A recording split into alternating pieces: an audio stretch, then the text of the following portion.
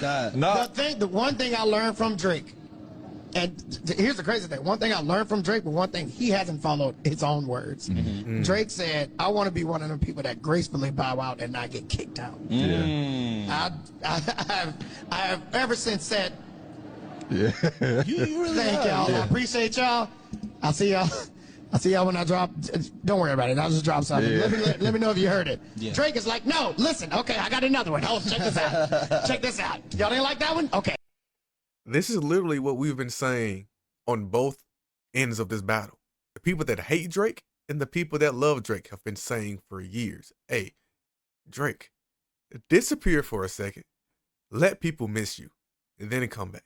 Oh, he couldn't do it. He could not do it. And it just goes back to, he still has the hustle mentality where his music is not impactful enough to just sit on his own. I think he's extremely insecure about the art that he's creating. He has to pop out each and every single year.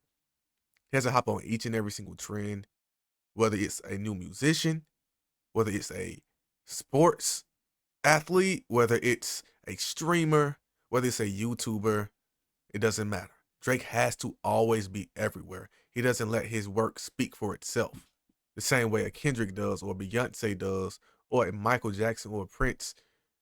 Drake is a completely different version of celebrity where he wants to be everywhere. And this has literally got him to what he is now. But it's also led to his demise because we are so familiar with Drake now. And now this has led to us having so much information on him, and Kendrick used that information against him in the battle. We had way too much information, and now you see the result. Okay, real quick, just one more. Let me try one more. And then he's the person that he said, he didn't want to be.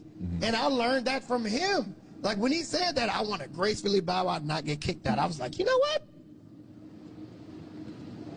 I'm out this bitch. This is live shows now. I'm out this. And I'm so glad T-Pain is saying this because y'all got to understand. When Drake fans heard this, they were immediately going to T-Pain's a clout chaser.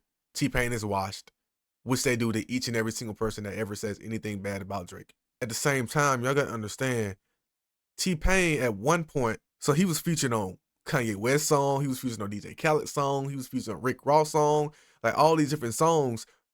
No matter what in that particular category, he was already going to win because he was featured in each and every single song that was nominated. That was a point where T-Pain dominated the charts. Literally, auto-tune is auto-tune because of T-Pain.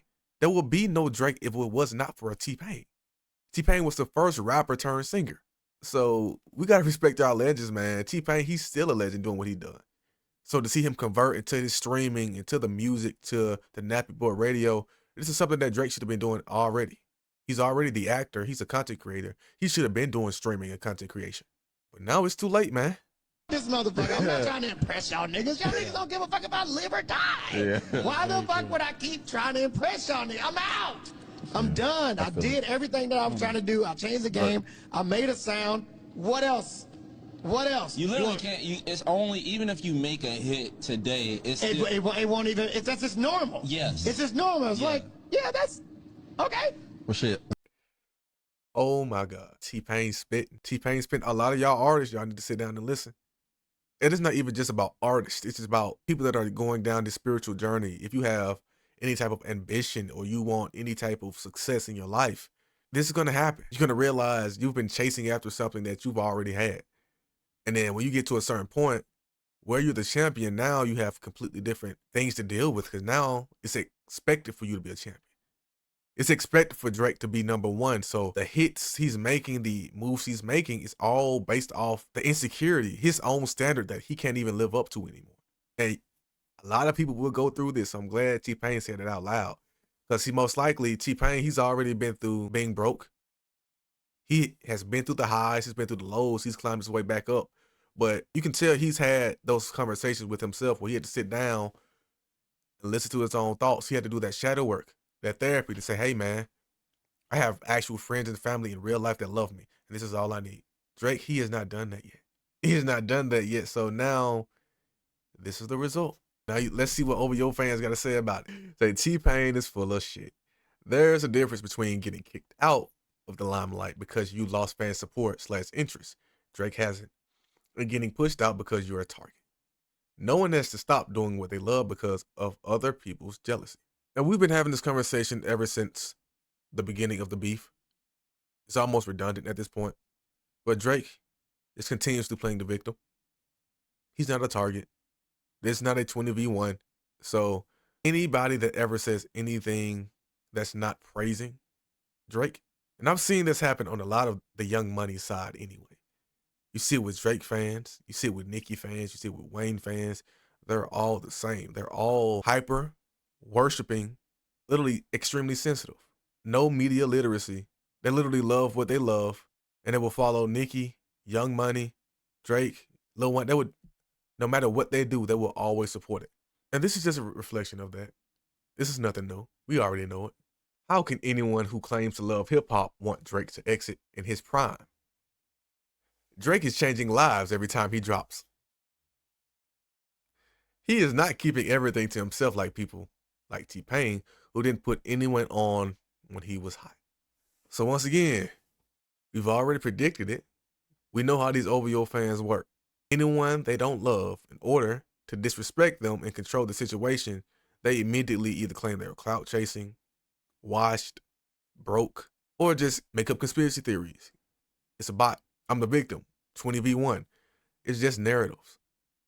And they're talking to T-Pain this way. They're talking to Kendrick this way. They're talking to Jay-Z, saying Jay-Z has no hits, saying name 5 Jay-Z songs. They're talking crazy to Beyonce. They're talking crazy to XXXTentacion, to A$AP Rocky, to Future, to Metro Boomin, to, come on, to Rihanna, to Serena, to LeBron. They call LeBron a bomb now. Like, they will do anything to justify their behavior. These dudes are weird, man. Y'all gotta understand, these are grown adults. These aren't even children. Because the children love Kendrick. Each and every single day I get on TikTok or Twitter, I see another child dancing to Kendrick. These kids, like I said, I'm a teacher in middle school. They are saying Drake is weird. They're saying no Diddy. Like, they're not speaking up and praising Drake the way that my generation did growing up. They don't see Diddy the same way. So a lot of these celebrities, like, understand they have an entire glazing culture. You can't even be a fan of celebrity anymore. They'll say that you're parasocial or a glazer. So these kids are growing up completely different, man. Too real. T-Pain converted to streaming. Drake lost his luster and didn't know when to bow out and transition to a hole. Ooh. And that's literally what Kendrick is doing right now. Kendrick is doing exactly what Drake should have been doing with the PG Lang situation. With him doing the Chanel ambassador, doing the Nike, the Gatorade commercials, doing the Super Bowl, the performances. Literally, Drake had all of this. He had the budget, he had the marketing, he had the backing. He wasted it being lazy, taking other people's ideas, taking the easy route, saying, I don't want to do a stadium, I want to do arenas because it's more intimate. Nah, because you can't sing. Drake with a live audience, a live band would sound horrible. Drake with his microphone completely on the entire time would sound horrible. No, Kendrick, he's moving on to that whole level now. He's doing things behind the scenes. It's going to get even worse for Drake. So Kendrick, he's outside, he's working, he's getting involved with the youth, doing things in front of the camera, behind the camera. He's not here to just beat Drake. He's here to completely replace Drake. It's too late. I already told you, the children have chosen. The women have chosen. And if y'all didn't know that women are the mass majority of the teachers, 77%. Let me show y'all. Ooh, we look. It says, in 2022, over 3/4, 77.6% of pre-K through 12 teachers in the United States were female. Keep that in mind. Ooh, look, in the marketing industry, women make up roughly 60% of the workforce.